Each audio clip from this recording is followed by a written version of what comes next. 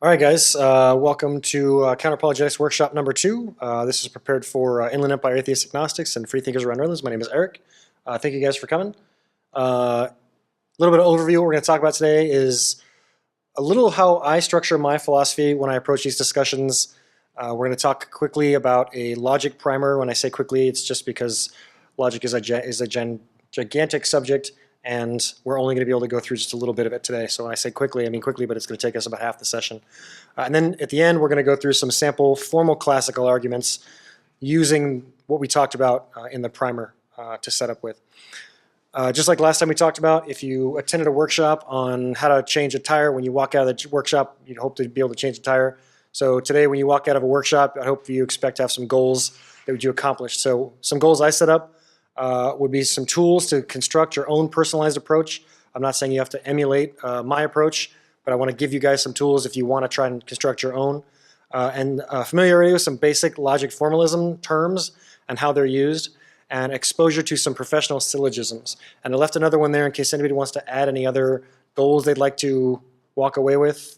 Going once, twice, like last time. Okay, cool. That tells me that the goals I set up were good. I like that.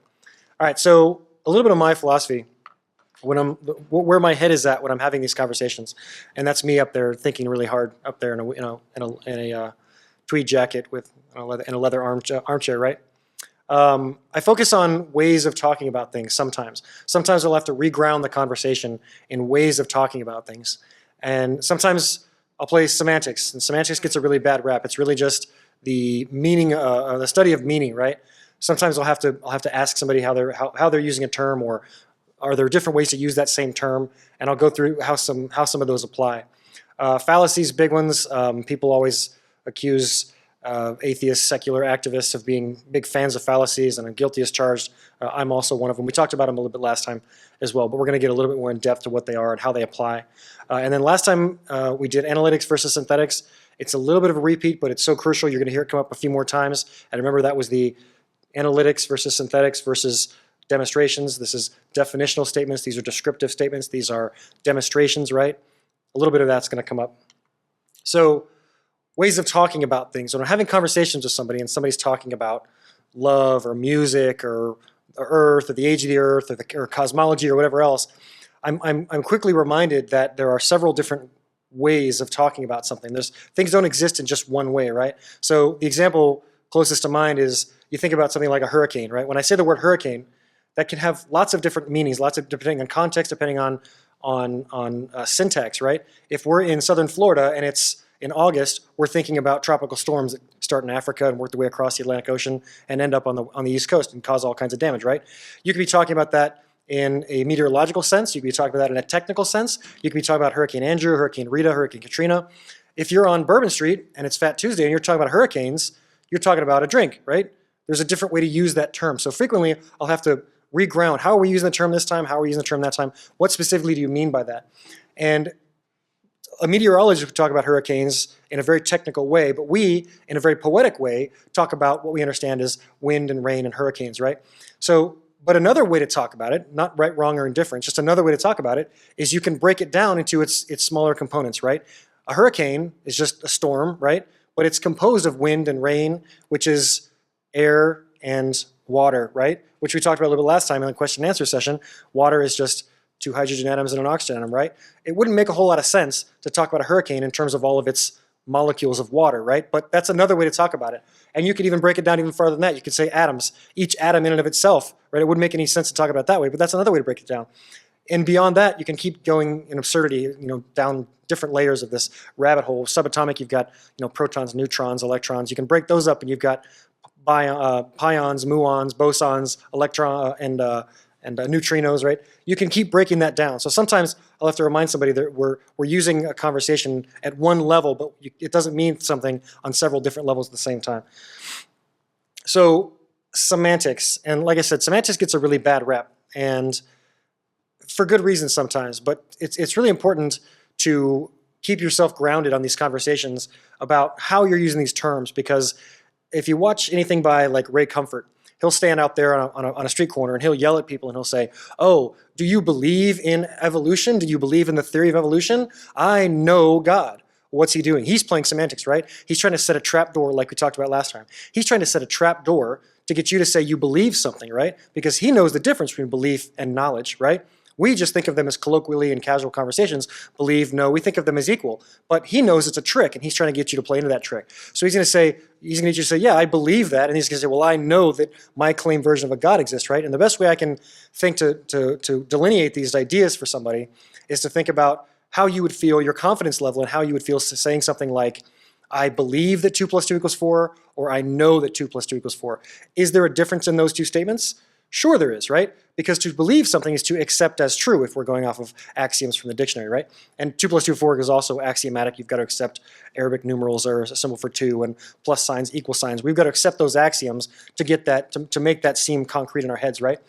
Well, you could say, I believe 2 plus 2 equals 4, but if you think about saying the difference between believe and know, there's a substantial difference between those two things. That's the best way I can think of to explain to somebody how somebody is playing that trick and trying to use words against you. Faith and trust, we had a whole discussion on this one. They'll use faith and trust as synonyms because the first definition of faith in most definitions is trust. It is a synonym. But the second definition is religious belief without evidence. So they say, oh, you've got faith in Darwinism, quote, scare quotes. You've got faith in Darwinism. I trust in the Bible. There's a difference in that, right? That's another trapdoor they're trying to set for you to play a rhetorical trick to make you think one thing about your ideas versus theirs, and how accurate theirs are versus how contingent yours are. True versus real. The capital T, right? You hear this all the time. We've got the truth versus real. They'll say, do you believe in absolute truth, or does absolute truth exist, or does objective truth exist? Well, if you chase that rabbit down the hole, what they're really saying when they mean truth is they're talking about reality, right? Truth as defined by my deity, as defined by my religion, that equals reality, right? And they'll try to get you to play that game. It's just another trapdoor to get caught up in. Atheist versus agnostic. This is a great place to get into a lot of hot water because someone like David Silverman could jump all over somebody's throat. He's the president of the Atheist Alliance or American Atheists or whatever it is. And he feels very strongly about using the label atheist. I could probably stand up here and talk for an hour about the word atheist and how it's used, and agnostic. And T.H. Huxley invented the term agnostic. The Gnostics were basically a small group in classical ancient Greece who went around trying to know things, right? It was a school of Gnosticism. Knowledge just means to know, right? They went around trying to know things. Nobody called themselves agnostics in classical Greece. That's a term that was invented in the 20th century or the 19th century. And it was basically, at the time, he meant it to be, oh, well, I'm agnostic in terms of it's not possible to know that, right? We hear this claim all the time. It's not possible to know if a God exists. It's not possible to know the color of 7. 7s don't have colors. It's a category error, right? So he's saying, I'm agnostic. It's not possible to know. It has morphed into a more contemporary usage of kind of this middle-of-the-road, fence-sitting, well, atheists are saying they know that no versions of a God exist, and theists are saying that they do know that a version of a God exists. I don't want to subscribe to either one of those camps, so I'm going to occupy this middle ground and call myself an agnostic. That's how people use the term colloquially when we come across it frequently. That's not really what it was intended. Then somebody came along and started adding different categories. You can say, I'm an agnostic atheist, or I'm an agnostic theist, or I'm a Gnostic atheist, and all these different ways to categorize it. I have issues specifically with the word atheist, and I'll use it frequently if I need to, but I have a problem with it because it gives up rhetorical ground, because when you call yourself an atheist, when you allow that label to be applied, you're playing right into their hands of someone saying, oh, you claim to know this thing, and they think all this other litany of assumptions about your ideas automatically come along with that. Well, I'd rather put ideas out in the world from my own diaphragm and speak them into the world myself, as opposed to letting you attach all this other baggage of that idea that goes along with it as well. Sometimes if you only got 30 seconds to have a discussion with somebody, atheist gets the word out. I wear atheist t-shirts all the time. That doesn't mean I think it's a good idea to label things by what they are not, right? Atheist, absence of theist, and then Ozzy, Ramses II philosopher says, it's been turned into this lack theism, because there's a difference between weak atheism and strong atheism, somebody who lacks a belief and somebody who believes that the claims of theism are wrong. Okay, fair enough. He calls this lack theism. He says it's a little bit of hide the ball, a little bit of trying to evade the discussion. He's got a point there. I think it's a lot of semantics. I would say the pejorative kind of semantics, but I think it's a little bit of a failure of terms because it identifies something by what it is not. It is absurd to walk around trying to label everything by what it is not. I call this my watch. I don't say this is not my toaster, right? I understand, yes, all of Western civilization is greatly influenced by monotheism, specifically Roman Catholicism, Protestantism. Sure, so it makes sense to identify yourself relative to what the people around you are doing, and sometimes that's a helpful term, but it also plays right into the hands of assuming of them their assumption that you are making claims about the world that you may not necessarily be making. Fact versus opinion. We hear this all the time. Somebody will colloquially equate facts and opinions, and so I've got a pen, okay? So this is a blue pen.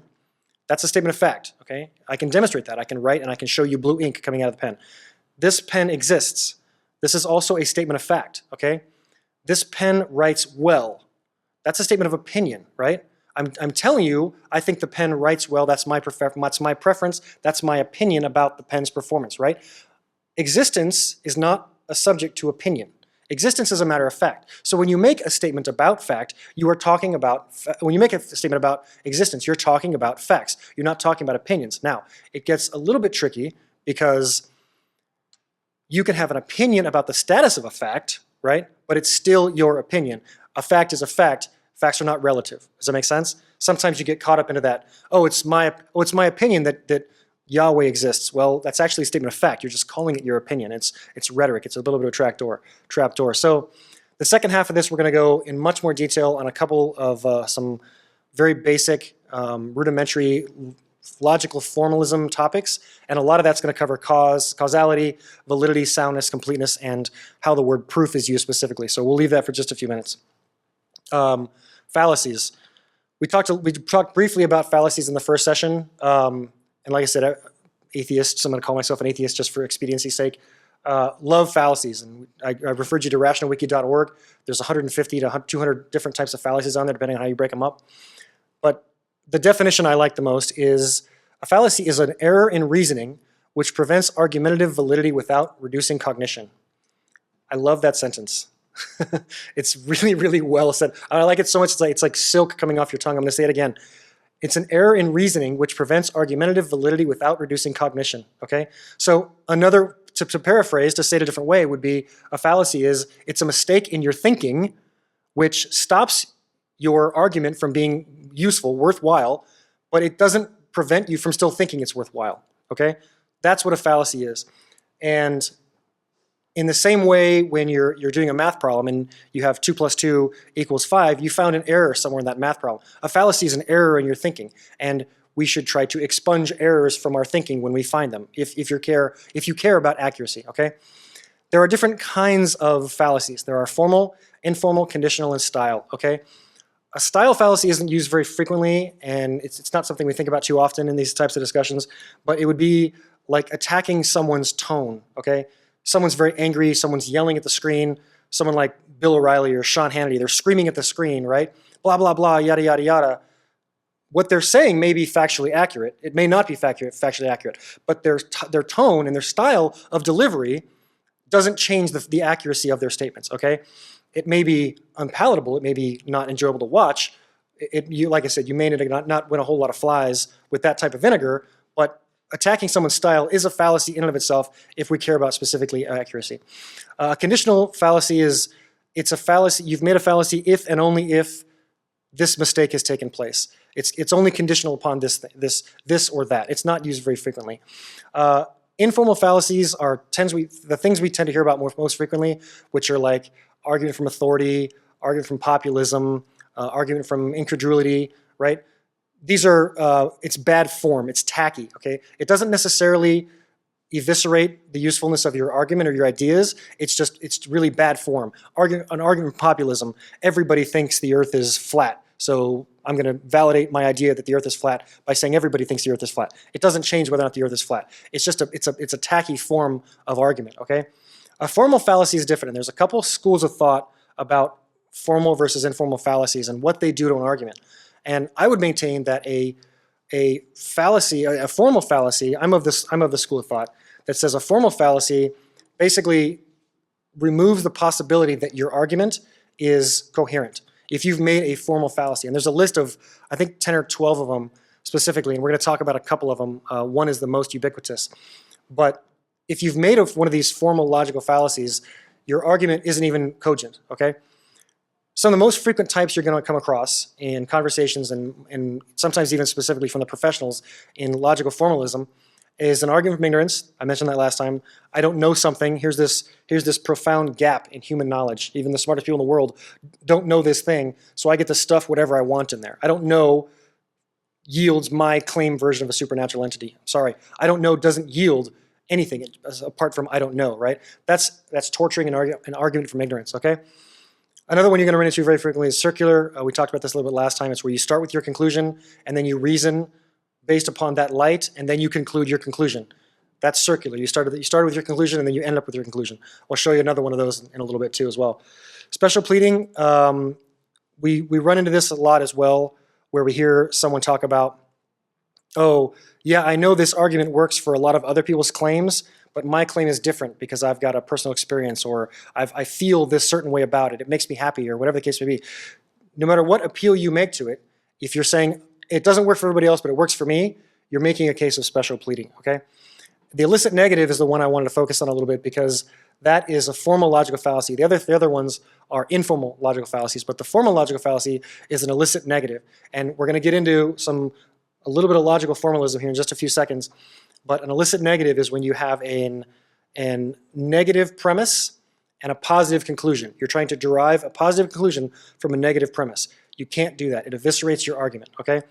In the same way, a giant hole in the side of a bucket won't allow the bucket to hold water, and a formal fallacy won't allow your argument to hold water, all right? So I'm going to paint a little bit of a picture for you real quick. And I'm not talking about anything on the screen for just a second. This is you and I are driving down the road, and I say, hey, let's get some takeout, and we'll go back to your place. And you say, that's a great idea. There's this great Mexican restaurant right on the street, right around the we Awesome. So we pull in front of the Mexican restaurant. You stay in the car on your phone. You make a phone call. I run inside, and I grab a quesadilla for me, and I grab a burrito for you, okay? And they put them in these very familiar styrofoam boxes, okay? We've all seen these takeout restaurant styrofoam boxes, right? So you see the little white plastic bag with the cheap plastic fork and the knife and the little napkin, right? Put it on top of there. You can smell the very familiar aromas of Mexican cuisine, right? We drive back to your place, and on the way, my phone rings, and I say, "Oh my gosh, it's work." I pick up the phone. Oh, what do you know? I've got to go. Sorry, I can't hang out. I got to go. So as soon as we get to your house, I jump out of the car. I jump out of your car. I get in mine, and I take off. When you walk inside, you're still hungry, so nothing's preventing you from eating your lunch, right? So you go inside, you set it on the counter, and you pull out the first styrofoam box, and this is what you see. So what is that? It certainly looks like a quesadilla. It looks like a pretty decent quesadilla, doesn't it? Those avocados look spectacular. I don't eat sour cream, but that's a pretty decent looking quesadilla, right? Okay, so just based upon this, you close this box, you open up, you take the second box, and without even so much as opening it, you walk over to the table and you pull it out. And hopefully you grabbed like a nice stainless steel fork and knife because nobody likes to use those cheap plastic ones, right? So you grab some better flatware and you sit down at the table and you open up the box. What's inside the box? It's a burrito, right? Hopefully everybody's saying it's a burrito, right? How do we know it's a burrito? That's what we're driving at. How do you know it's a burrito? What you've just done, what I've just illustrated to you, is very simple logic. You have just employed logic. This is not formal logic. We're about to show you a little bit of that. But this is informal logic. You've just employed logic. You do this 1,000 times a day. You don't realize it. We all do this 1,000 times a day, right? You have just employed what is technically termed a valid deductive inference, right? Based upon the absence of the opposite, okay? So you know one box contains a burrito, one box contains a quesadilla. If this one contains a quesadilla, obviously you don't even need to check. You know this one contains a burrito. You are 100% confident, 100% convinced of that, right? So this is what logic is. We do it all the time. So we're going to talk a little bit about what we're going to get into here, and it gets a little bit heady. It's a little bit dense, and I've tried to slice out as much as we can, all right? And I'm going to use just a little bit of sloppy language. I'm not going to encompass every idea with each one of these things specifically, but it's going to get the idea across, which is kind of the whole goal. So we're going to prime this a little bit. What is logic and what is it not, okay? Logic is a process, okay? That's all it is. It's a method of evaluating argumentative support, okay? A support for an idea based upon premises, okay? Statements, propositions. It's the science of inference. How you get inference is what the receiver does, implication is what the sender does. I'm implying things by saying them to you, you are inferring things by listening to what I'm saying, okay? So it's the science of what is inferred from propositions and premises in an argument, okay? By analogy, it's a little bit like idea or conversational mathematics, okay? So when you're a kid, 7th grade, and you're studying algebra for the first time, and your teacher always said, show your work, right? You have this long mathematic problem, and sometimes it takes up half of a page, right? The teacher was always very insistent, show your work. The reason why, you figured out obviously, was so if you made a mistake anywhere in one of those steps, they could go back and say, oh, this is where you made your mistake. That's where you went wrong, right? Fix this error, don't make that same mistake next time, and you're gonna get the right answer. You got the wrong answer because you made this mistake in this step, right? That's what logic is for ideas, for conversation, for concepts. That's what logic is, that's why we use it. It's the process of supporting argumentation and idea inference without using numbers. It's using ideas and words, okay? So what logic is not is the establisher of truth or reality, okay? And I don't know if anybody saw, but in the past week or so, there was a story on social media about a little kid who watched YouTube videos, and he learned how to drive a car. And I don't know if he was like 10 or 11, and he stole his dad's car, and he put his 4-year-old sister in the car, and they drove to McDonald's down the street, okay? Which is awesome and dedication. It's dangerous too. But professional logicians walk around all the time with these ideas in their head: truth, proof, conclusion, premises. And just like you at your job, right? You have certain jargon that you use with your fellow workers and your friends that only you understand because you work in that place, you do what you do, right? So when you're watching a movie or when you're listening to somebody else have a conversation and they use one of those terms or one of those phrases, you snap and you go, oh my gosh, that's exactly what we say at work all the time. But then you remember, oh yeah, they're not my coworkers, they're just speaking colloquially. They don't know what that means. So if you're watching a movie, you're broken out of the spell from the movie for just a second. Oh yeah, and you just come right back down to earth. Well, professional logicians are constantly walking around listening to people use these terms: truth, proof, negation, inference, propositions. People say these terms all the time, but they mean them in a very conversational, colloquial way, and it snaps their heads and they go, oh yeah, you're not talking about that. You're just having a normal, casual conversation. Truth relates only to compliance with axioms. An axiom is an assertion. Remember synthetic analytics? We've got definitional statements, we've got descriptive statements, we've got demonstrations, right? An axiom is simply a statement of a definition. So you make an axiom, I don't know, the symbol for a 2 represents an item and another item. That's axiomatic. You're making an axiom, okay? And then you apply that axiom to your ideas as you work through. A preposition or a proposition or premise is only true if it complies with your axiom. That's where truth comes from in logical formalism, okay? So people walk around, earlier I talked about the trapdoor of truth versus reality. This is why it's a little bit of a trapdoor, because they're equating truth with reality, but just because a proposition or a premise comports with your axiom doesn't mean it relates to anything in the real world, because it's a definitional statement, not a descriptive statement or a demonstration of something, right? Truth, like I said, relates to compliance with axioms, and conclusions you derive from the premises and those truths are not demonstrations. Even if you have the most perfect, deductive, valid, sound, and complete argument, it has not established anything about the real world, because you can conclude something in a perfect way, which valid, sound, complete, deductive arguments is like the holy grail of logical formalism, right? If you can get all that down, you've got a really solid, convincing argument. It doesn't make it factual, it doesn't make your conclusion part of reality, it just makes it really convincing, as convincing as you can get, okay? So before we get too into this, I want to tell you a little bit about when I was a kid.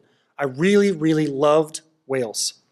I thought they were the coolest things. I read every book out there, the encyclopedias, I watched all the documentaries. I loved whales. I'd go to the sea park and look at the whales. I loved whales.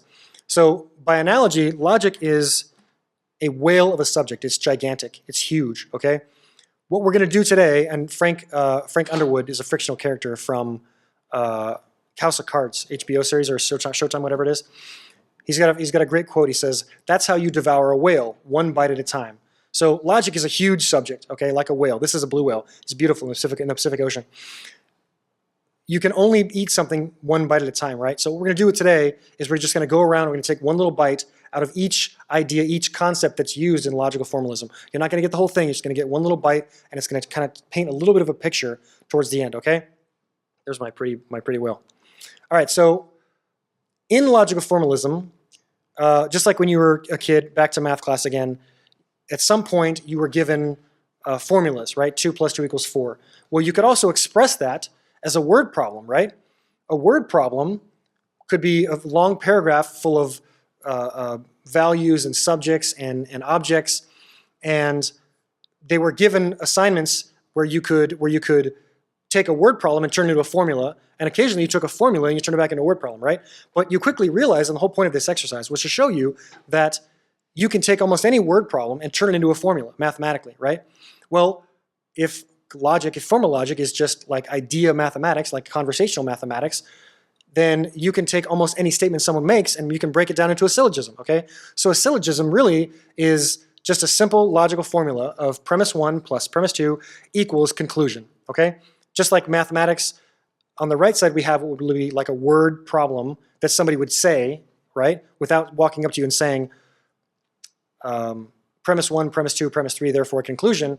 They would say some statement, but you could actually break that down into a premise, a formally logic premise. So somebody could say something silly like all blips are blaps, and, which is like a plus sign, and all blaps are blops, so, which is like an equal sign, all blips are blops, okay? Logicians are always using blips and blaps and blops and A's and B's and C's. So another way to say that, and sometimes you'll encounter if-then statements. A conditional statement is if this is the case, then that is the case. So another way to say blips, blaps, and blops with an if-then statement would be if all A's are B's and all B's are C's, then all A's are B's, okay? A conditional statement, it's still a logical statement somebody's making or trying to make, right? Where you could go back and dissect their error. Yes? Oh, sorry, my mistake. Thank you, Phil. Yes, that's a good catch. All A's are C's. That's good. That's the bottom line should say all A's are C's. Thank you, Phil. So this is an if-then statement, right? With my error that Phil pointed out, which I'll fix, and I appreciate that. These are the kind of things you're going to run into, but you can translate any word problem into a formal syllogism, okay?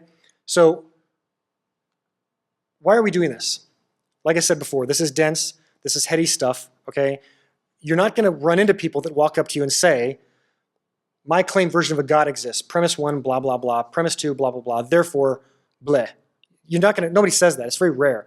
Professional apologists, professional logicians do this, but in casual conversations sitting next to somebody on an airplane or a bus, a family member across the dinner table, they're not going to say premise 1, premise 2, premise 3. And there's an argument to be made there where when you go train, you don't just do the thing you're going to do, okay? You train to a higher standard. So this is Usain Bolt, right? Not incidentally the fastest human being that's ever lived over short distances, right? What's he doing in the upper right-hand corner here? He's running with resistance, right? He's got a coach that's pulling back on him, and he's adding artificial resistance to his body, so he improves those fast-twitch muscle fibers in his legs, and he becomes a faster runner just by the very nature of someone pulling on him and using those same muscles which he would use to propel himself, right? In the bottom right here, he's doing a little bit of leg press in the gym there, right? He's pushing some extra weight. He's artificially increasing the resistance on his muscles to strengthen them, to tune them up, right? So that when he goes and runs his race, he wins 3 gold medals in 3 consecutive Olympics, except for one which might have been taken away based upon performance-enhancing drugs. That's a separate subject. But the whole point is, if you understand logical formalism, even just a little bit of it, if you understand premises, and somebody walks up to you and they start talking about, prove this to me, what's the truth of this? How do you, what's your conclusion? If somebody starts walking up and you hear those words, they're using those words just like that little kid who took the car and went to McDonald's. He's not supposed to be driving that car. He doesn't know how to use them, but he's able to use it anyways, right? People use these terms all the time in a very sloppy, colloquial manner, but they have very specific technical jargon terms, technical jargon uses and meanings, okay? So back to inferences and different types of inferences, okay? So we have our premises, premise 1, premise 2, therefore conclusion. What gets us from a premise to a conclusion is the laws of inference, okay? And there are different types of inferences, which we'll get into in just a few seconds here. A little bit more priming. Again, logic is like idea or conversational mathematics. There are different types of inferences, okay? There are inductive inferences and there are deductive inferences, okay? An inductive argument can only be strong or weak. It cannot be valid, sound, complete. This is a common mistake. People go, oh, I've got a perfectly valid argument, but they've used inductive inferences. They've used inductive reasoning, okay, or circumstantial evidence, and they say, oh, it's a perfectly valid argument. Well, not technically, colloquially, maybe, but not technically. An inductive argument is something along the lines of, I've got a grapefruit and a lime, and I'm going to make inductive inferences about all citrus fruit, okay? So I have a limited grouping of subsets, grapefruits and limes, and I'm going to test those and make an inference about the greater set of citrus fruit, right? Well, if I test them in a lab, I could come up with something like vitamin C, right? All grapefruits and lemons have vitamin C, or all grapefruits and limes have vitamin C. So I'm going to assume and inductively infer that all citrus has vitamin C, right? Well, inference, again, gets a really bad rap. Just like if you made the inference that all citrus has seeds, right? Because you found seeds in grapefruits and limes. And you may find seeds in lemons, and you may find seeds in tangerines. But if you pull out a navel orange, now it's just disproved the inductive inference that you have, right? You just made a mistake there. So your inference was wrong.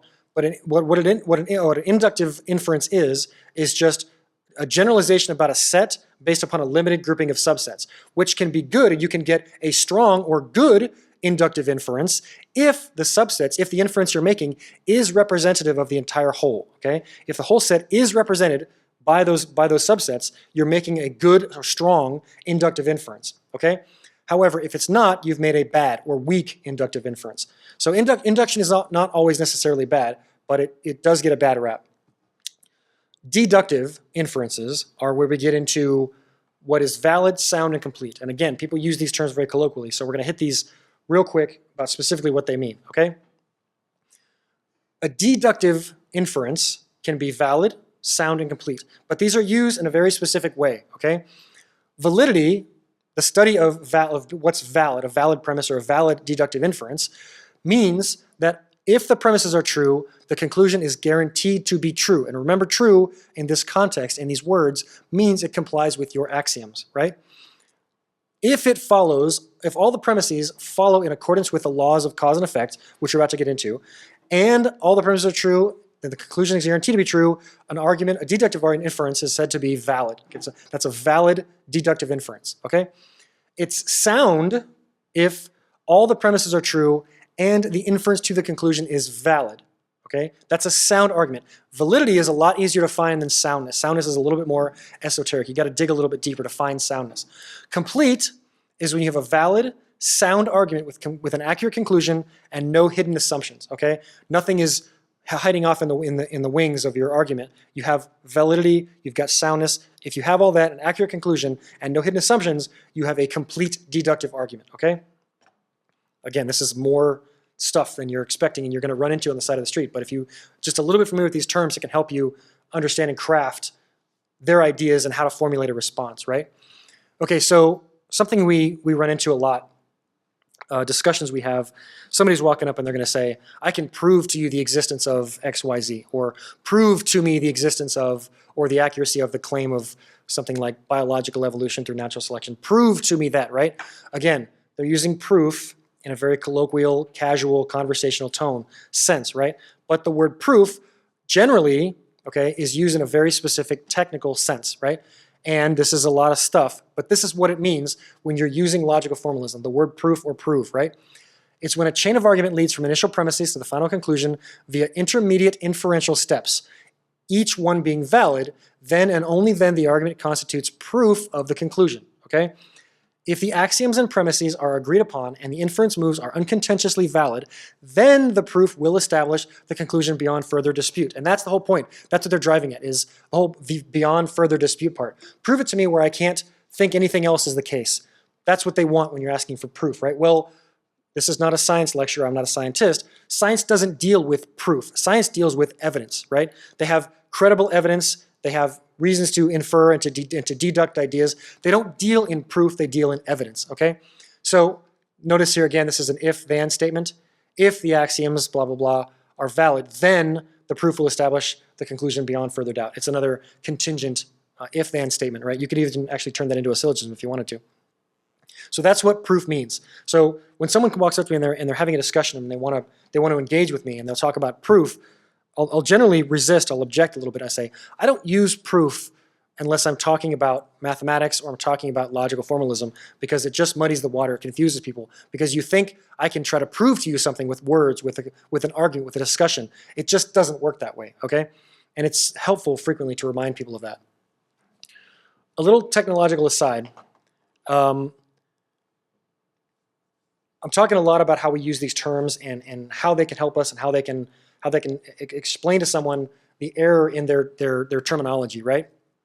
So an aside is when you watch like a play or something, and all the characters on the stage like freeze and stop doing something, and one character, like the spotlight hits them, and they look back at the whole audience, and they go into this monologue. That's an aside, right? So the assumption is the rest of the characters on the play can't hear this inner monologue, but the audience can. They're sharing with you, right? So I'm stepping a little bit away from this, and I'm talking just a little bit of my philosophy on the terminology specifically related to logical formalism. Propositions such as premises and conclusions are assessed as true or not true, okay? Inference moves are assessed for validity and invalidity. These dimensions of assessment are fundamentally different, so we should never say a proposition is valid when we mean it is true, and you should never say an inference move is valid when you mean it's true, okay? If you're using these terms, truth and validity and completeness and sound, they apply in very specific scenarios to very specific concepts, and only if you care about logical formalism, not in just a conversational tone. These terms should only be used specifically when they're applying to their ideas that you've set up within logical formalism, okay? Some rules of inference, rules specifically of cause and effect, okay? There are different kinds of causes and effect, and traditionally in classical philosophy we have, Aristotle gave us these. He has material, formal, efficient, and final causes, okay? And remember, that's how we move from premise to conclusion, the rules of inference. If they follow the laws of cause and effect, we can say that it's a logical step, it's a logical inference, right? So a material cause is, the classic example is Michelangelo is going to carve David out of a slab of marble, right? Material is the marble. It's something that it's made out of. The lectern is made out of, plywood and cardboard and junk, right? So it's got a little bit of brass here, some metal. This is the material that something's made out of. This would be the material cause of the lectern. The material cause of Michelangelo's David sculpture would be marble, right? The formal cause would be like his idea, his concept in his head of what David should look like before he gets started, okay? He's got to have that idea before he starts crafting the actual sculpture itself. The efficient cause is what does the causing, the actual physical, tangible thing that does the causing on the element itself. It's the chisel, it's the hammer, right? If a window breaks, the baseball that broke the window, that's the efficient cause of the broken window, right? A final cause is generally after the fact. It's more like the why question. It's a little bit more esoteric, a little bit more kind of retrospective about why did you carve Michelangelo? Why were you playing baseball? Why did you swing the bat? Why did the ball land there as opposed to somewhere else, right? That's kind of the final cause. That's not used too frequently, but it does come up. It's part of Aristotle's thinking, right? Okay, so there are separate categories of these types of causes, okay? You can have sufficient causes, you can have necessary causes, and you can have contributory causes, okay? So back to Mexican food, because I love Mexican food, right? You're at the grocery store, and you look over and see me standing in line, and I've got a cart, or in the South they call it a buggy, all right? You've got one of those shopping carts, and at the bottom of the cart, you've got tomatoes, you've got onions, you've got cheese, and you've got lettuce, okay? Those could be contributory causes, those could be contributory material causes to me preparing Mexican food for dinner, right? Because almost every Mexican dish out there contains tomatoes, cheese, lettuce, and onions, right? Not all of them, but they could be contributory material causes, right? That's what contributory causes are, okay? Sufficient causes would be, say, if someone invited you to a Cinco de Mayo fiesta, right? Cinco de Mayo is not incidentally more than 20 days away or so. Someone invites you to a Cinco de Mayo party. It is sufficient to infer, right, that you will be served Mexican food at a Cinco de Mayo party, right? But it's not necessarily necessity. It's not necessity that you're going to be served Mexican food, because there's nothing compelling or requiring anyone who throws a Cinco de Mayo party to serve Mexican food. They can serve burgers, they can serve pizza, they can serve whatever they want, right? but it's sufficient to assume that you're going to be served Mexican food if you go to a Cinco de Mayo party. That's sufficiency, okay? And the necessity would be, if you asked me what I had for dinner 2 nights ago, I would tell you I drove through El Pollo Loco, okay? It is necessity that I was eating Mexican food. That is a necessary cause because El Pollo Loco doesn't sell pizza and burgers and sauerkraut. They only sell Mexican food, right? So it is necessary that I eat Mexican food if I ate at El Pollo Loco just a few nights ago, right? So that's the difference between sufficiency, necessity, and contributory causes, okay? And each one of them can be material, formal, efficient, or even final. So this gets into some of the more classical formalism syllogisms you're going to hear from professional apologists. And I'll just say as a side note, these were taken directly from reasonablefaith.org, word for word. And when I say word for word, there was a couple grammatical things I could not possibly force myself to put on the screen. But for the most part, exactly what he was saying are on the screen. And reasonablefaith.org is run by Dr. William Lane Craig. He's very famous in the Christian apologetic movement. He's kind of, a lot of people would consider the standard bearer of most Christian apologetic arguments, okay? He crafts these things, he defends them to the nth degree. These are taken directly from his website. And last time I was admonishing straw manning, when you build up your opponent's point, but you don't represent it fairly, and then you knock it down, right? So I've taken extra care to make sure that I'm representing his arguments exactly as he presented them to us on his website. You can go and look on his website. They were the same exact way this way 3 days ago when I looked these up, okay?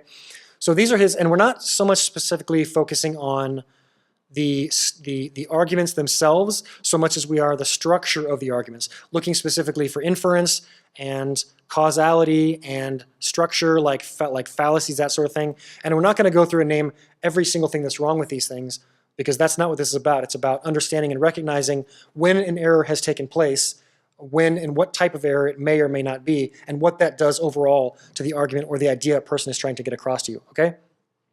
So this is William Lane Craig's argument from objective morality. And again, it's just about the logical structure, right? If God, capital G, does not exist, objective moral values and duties do not exist. Premise 2, objective moral values and duties do exist. Conclusion, therefore, God, capital G, does exist. Okay? So what's going on here? A little bit of what we just talked about, right? Does anybody see a couple errors? What are they? Yell them out. You're assuming moral values and duties are given by God. Okay, sure. There's a lot of assumption in there, right? That morality is objective in the first place, right? Which is an objection you could make. Not an objective objection, but it's a concern you could bring up about the topic, right? So faulty premise, the first one. The first one, okay, what about it, Jeff? If God does not exist, does not necessarily tie in with moral values and duties. There's just that's his assumption. Another way to say there's no cause and effect. Yeah. There's no cause from premise 1 to premise 2, right?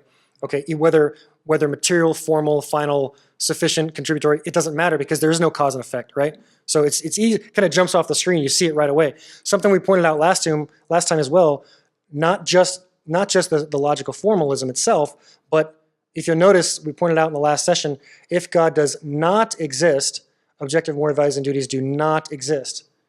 That's a double negative. Right? It's a double negative, also known as an obtuse contrapositive, right? So if you fix that, if you care about sentence structure, right, and grammatical accuracy, right, if you fix that, what this whole thing boils down to, if you get rid of all this superfluous language, what this really boils down to is premise 1, God exists. All this other stuff is extemporaneous. It's nonsense, okay? What this boils down to is premise 1, God exists. This then becomes completely ridiculous, redundant, and you say, conclusion, therefore God exists. So that's what he's got here. And these guys, I'm not kidding, these guys have PhDs in philosophy and game theory. They study logic, okay, formal logic. They know these things, right? They've had exposure to these things. And this is still what they trot out in an attempt to convince people the accuracy of their ideas, okay? So this is just the argument from objective morality. There's a few others we're going to go through real quick. And there's other errors we could point out, but it's kind of like a big hole in a bucket. Once you found one, the whole thing's not going to hold water, right? Until you fix that hole. I mean, if you find an error in your algebraic order of operations, you fix the error, otherwise you're never going to get the right answer, right? That's if you care about getting the right answer in the first place. Okay, so this is the second syllogism I pulled up.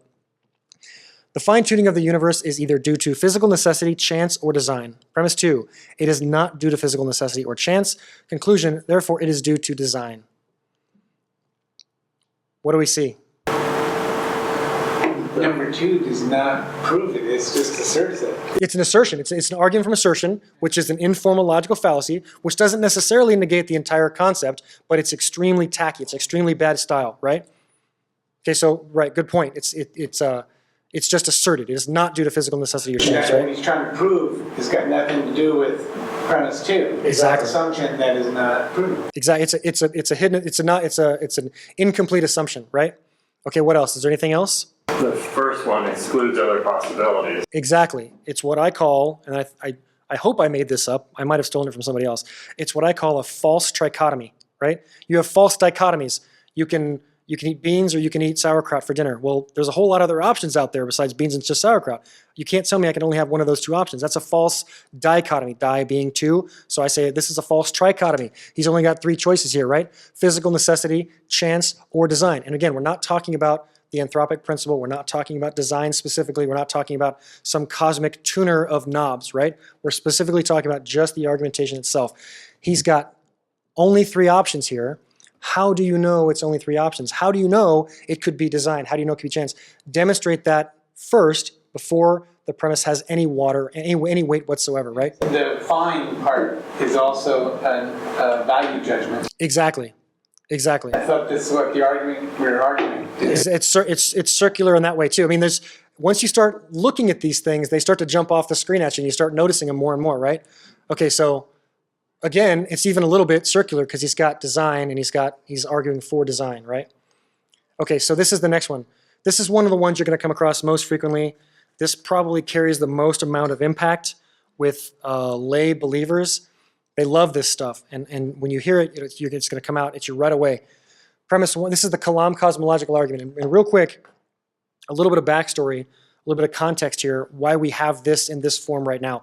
This started out as just the cosmological argument. And basically what that was, is it was an argument from cosmology. The universe exists, right? Okay, that's hard to dispute. The universe exists. So premise one was, everything which exists has a cause.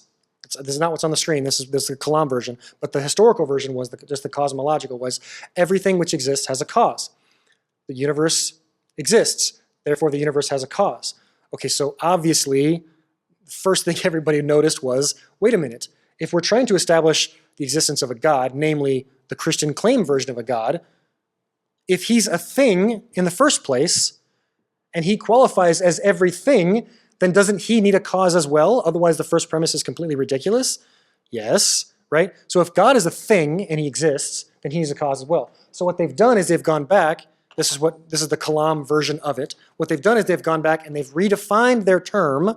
Okay, remember definitions, descriptions, and demonstrations. They've just redefined their term as my God doesn't have a beginning. My God doesn't have a creator. My God has always existed, right? They've just reinterpreted, redefined, because they realized the argument was completely ludicrous in the first place, okay? But you're not going to notice any discussion about that, because when you hear this argument, they're going to go over the first premise very, very quickly, and they're going to just spit it out as fast as they can get it out. Everything which begins to exist has a cause. The universe began to exist. Therefore, the universe has a cause. And then they're going to spend all their time in their world just wrapped around premise two, and most specifically the word began. They love the word beginning. They love the word began over and over again because very famous scientists, very famous cosmologists use the word beginning when they talk about the universe, right? Sean Carroll, Stephen Hawking, all of them, they use the word beginning. So they'll say, well, so-and-so smart person says beginning, so it must have a beginning in the same way that he's using the term, right?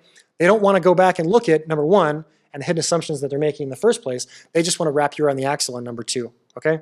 Well, we also don't know that number one is true anymore, given quantum physics. Correct, and that's more about the argumentation, about the inferences, and not specifically about the structure. I'm talking about just the structural moves between premise one, premise two, and premise three, and the errors that are being made, not the error in the cognition, but the error in the formal structuralism of the discussion itself. Next time I want to focus a lot more on that specific stuff, but this is a little bit more fundamental about how before we get to that, it's when you, like I said, just like Usain Bolt training with a weight vest on, and he's running his sprints, if you get comfortable with this stuff, you'll start to recognize those a lot quicker. So That's the Kalam cosmological. And then a couple of these other ones. Aquinas What's that? doesn't go way up. Aquinas, yeah, we mentioned in the last session. Aquinas was the first one that came up with, it was kind of the argument from contingency, first cause. That was that was Anselm. Anselm did that one. And then Aquinas came up with the other 4 or 5, depending on how you classify, the classical arguments for the existence of God. And this is not all of them. This is just what reasonablefaith.org has, the Saint William Lane Craig, right? This is just what he presents as of this very moment that I speak, right? But yeah, Anselm came up with the contingency, and then, I'm gonna have to check that out. I think he may have done ontological. That might have been Anselm, and then Aquinas did the rest of them after the fact. I just know when people have said it. It's Aquinas. So. Yeah. Well, I always get confused. Anselm came first, and then it was Augustine of Hippo, and then it was Aquinas. Maybe I'm confusing Augustine and Aquinas. Augustine gets the biggest amount of credit for free will and original sin. That was not part of the early doctrine. That didn't exist, and Hippo basically invented that almost whole cloth. And then he found a couple of passages to support that, which do read almost that way when you read them specifically. But before that, free will and choice and all that stuff was never even part of the church doctrine.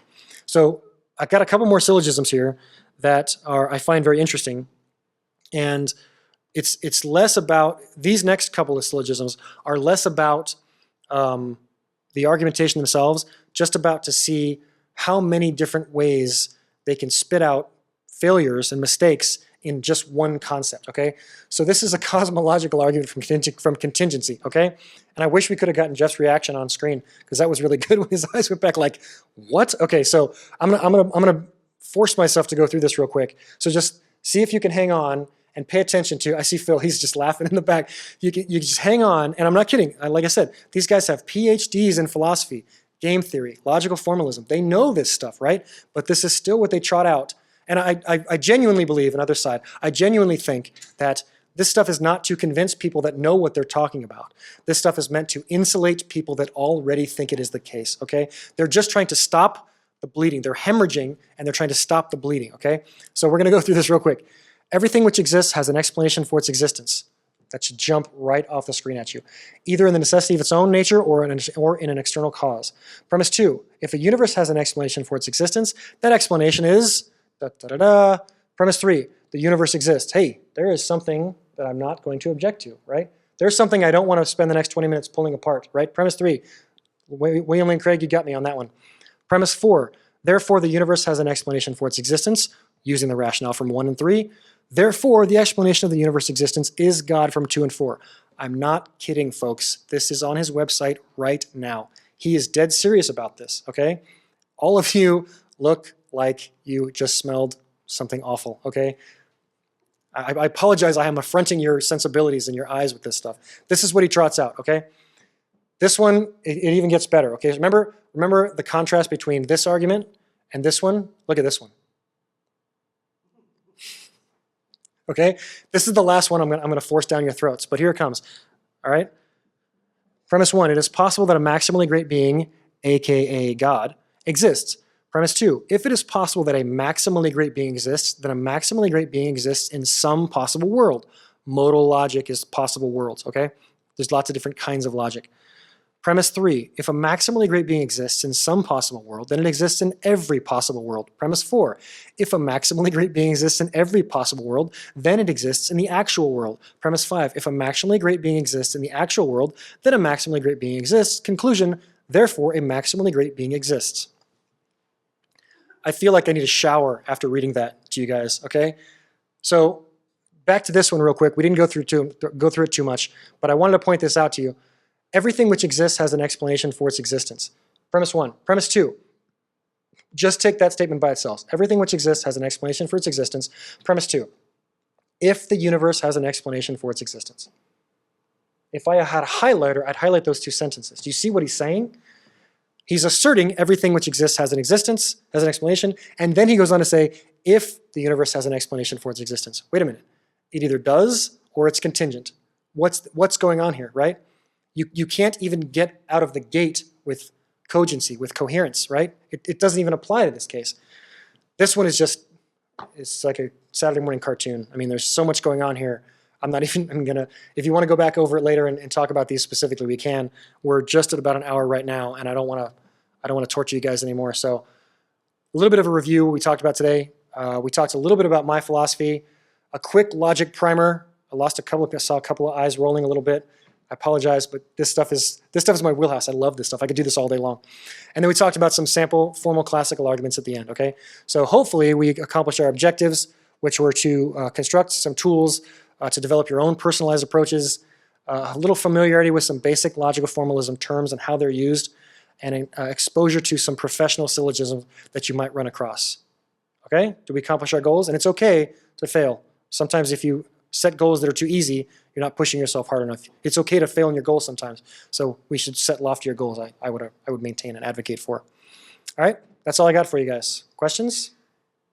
We think of time as being linear, and that can confuse people specifically with things like the beginning, and so forth. And there's 4 or 5 other illustrations you can give to somebody about the kalam, which are things we'll do more about next time. This was more about kind of setting the stage of logical formalism. But one of my favorites is the analytics, synthetics, and then demonstrations, and the delineations between definitions, descriptions, and demonstrations. How you can't just define something into existence, right? Things don't exist because we can define them.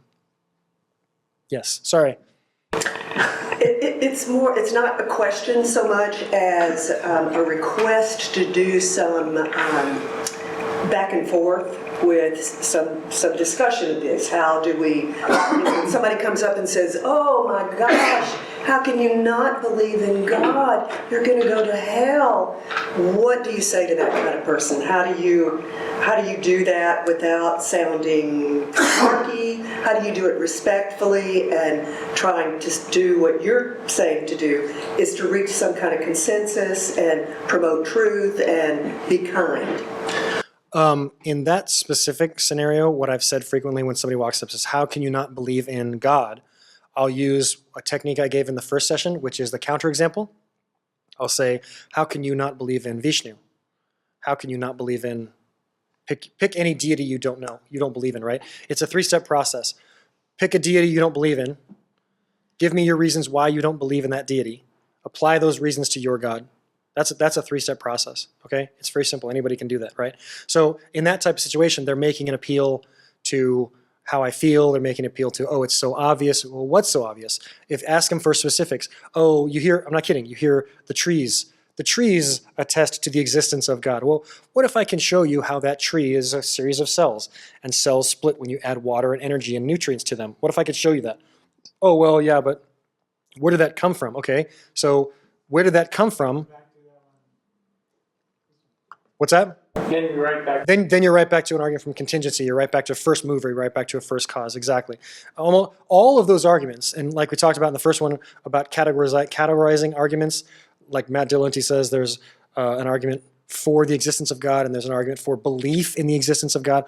Every one of these arguments can be classified, and some of the hardest part can usually be trying to figure out which argument you're dealing with. Am I dealing with teleological? Am I dealing with contingency? Am I dealing with morality?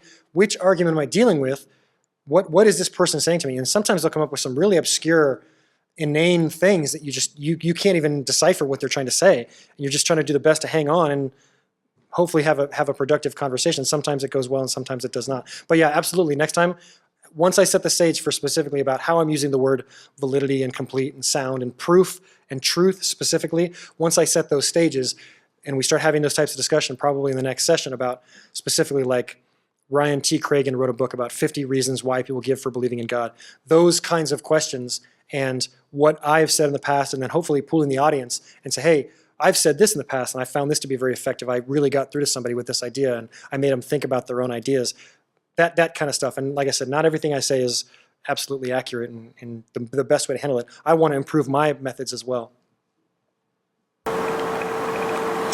Hey, so let's say one of the problems I have run into a lot talking to people is when they preload information. I mean, you've got premise A, B, therefore C kind of thing.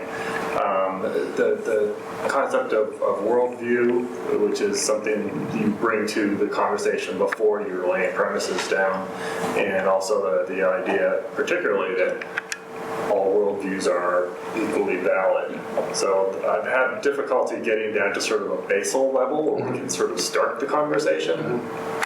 Well, I think what you're driving at is a little bit of what I think is kind of the avenue, or maybe the island of last resort for a lot of apologetics, is presuppositionalism, where they're, like we had in the discussion with Professor Bates from CBU, it was a lot about presuppositions and bias, and the scientists bring their bias to the lab, and this is specifically about the worldview, and then we'll tackle the front loading as well. What Bates was driving at, which I kicked myself, because I got a lot out of what I wanted to say to Bates, but a couple of things I didn't get out were, yes, scientists are bringing their biases to the lab with them, and you're bringing your bias with the statement of faith. And he actually mentioned that a statement of faith is a point of strength. Look how we're honest. We're being forthright with our bias. These guys are trying to hide their bias.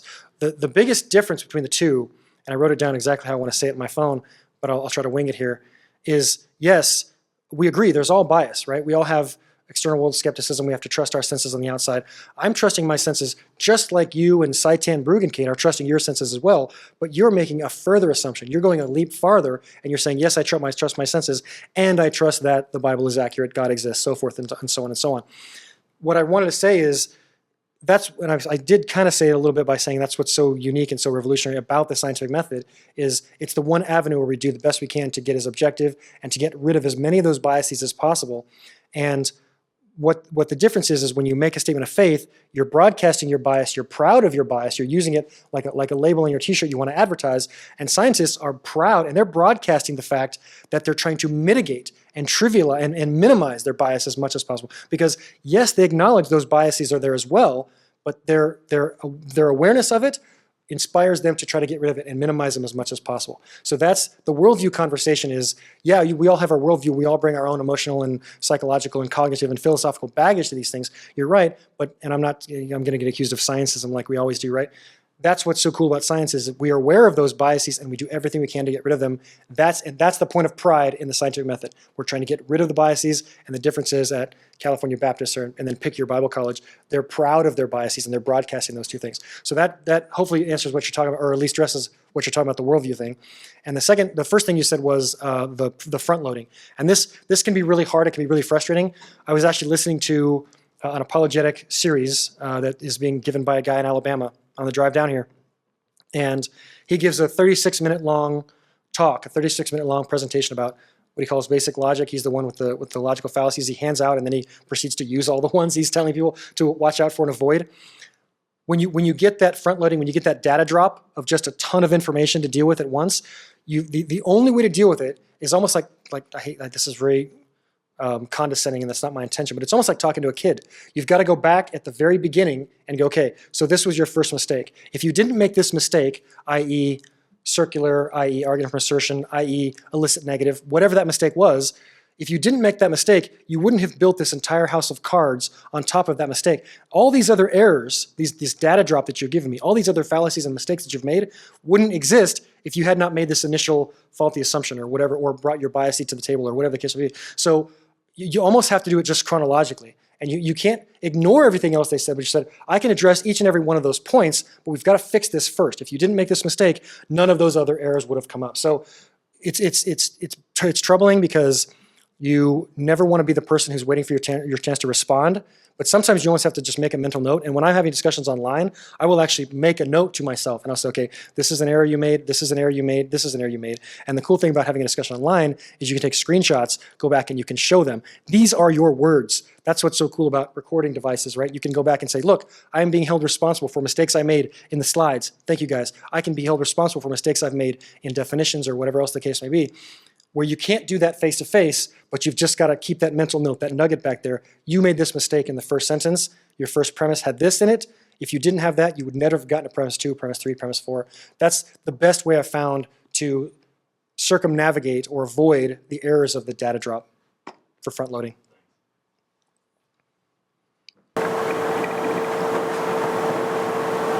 One more?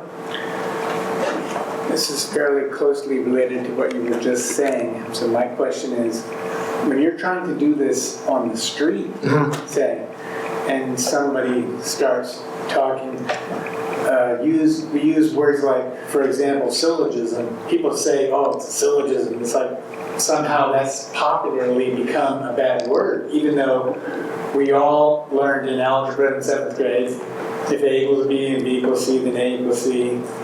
But somehow that got disassociated with, or bias, when you use the word bias, or any number of other examples that you brought up. How do you start addressing talking with someone on the street when you're looking at formal argumentation and, just the word argue, people say, Right. I want to argue for, let's going out for pizza as opposed to Mexican food tonight. So how do you start that discussion on the street? It can become a tug of war over meaning, semantics, and usage. There are no official definitions. There is no official meaning for a word. You can just have usages, and some of those usages can be more applicable. Some of those usages can be less applicable. And this is where I run into some of my trapdoors. I'll go back to my trapdoor slide here. This is where I run into a lot of these specific types of words here, where I'm fighting about true means, which there is, I would maintain there is no better way to get through to somebody to explain the difference between true by definition, an accurate or a good description or a bad description, and then something which is demonstrable. We don't say demonstrations are true. We say it's demonstrable. There's not good demonstrations or bad demonstrations. There's just demonstrations, right? I can show you the pen drop. I can show you the die roll, right? I can't define the die roll. That doesn't really apply, right? So I argue about. I don't so much argue. You can't compel someone to use a word a certain way. You can just you can behave that way yourself, and you can lead by example.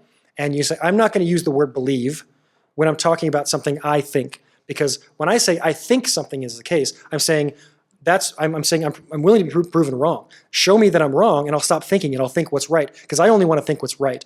I don't say I believe something if I think it, right? I don't say I have faith if I have trust. When I say faith, I mean religious belief without evidence, because I don't want to muddy the water. When you conflate faith and trust, you're muddying the water. So every time, and it can get cumbersome, because every time you're having this discussion and somebody goes, oh, well, you just have faith in Carl Sagan. I'll correct them real quickly, and I'll say, well, it's not faith. I see no reason to be skeptical of the models which were presented by scientists akin to Carl Sagan. But to further on your point, I'll say A, B, C, D, E, F after that. So I'll correct that usage. I'll correct that definition. I'll correct that semantic right then and there, and then I'll go on to fix whatever else the other idea behind that was. But it can be a little bit of a juggling act, because you're maintaining, this is how I use the word, and this is how I use the word. I understand you're using that. I can't force you to use it that way. The word proof is a classical example, because they'll say, prove to me A, B, and C. And you're like, well, we don't really use proof when we're talking about science. We use evidence. We use demonstration. We use peer review. We don't use proof. We use evidence. So I will not use the word that way, and I'll point out why I'm not using the word that way to them. And hopefully it'll drive that point home eventually, if they ever care to study anymore. Is that it? We done? Okay, fair enough. Thanks, guys. Appreciate it.